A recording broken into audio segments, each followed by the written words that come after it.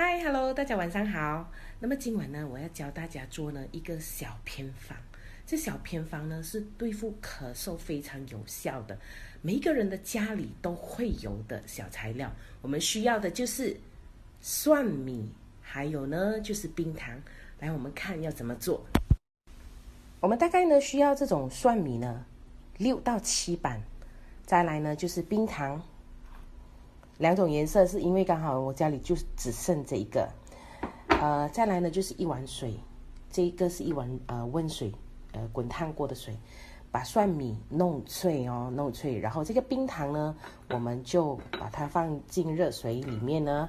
让它溶解，让它溶解。好，那么我待会再回来，我先把这个蒜米弄碎，我把蒜米都压脆了，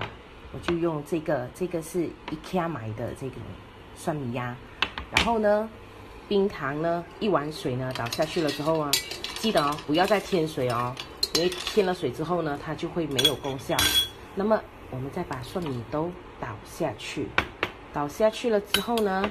我们就开始，记得不可以大火。那么我是用这种，我就开最小的火，让它的水呢里面呢不可以沸腾，只是稍微的走动。它的水是稍微的走动滚动呢，那么呢，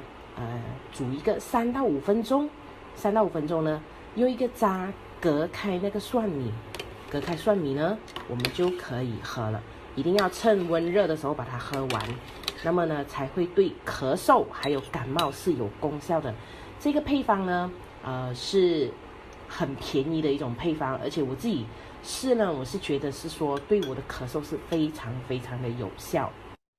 大家可以看一看哦，它的水是不可以有滚动，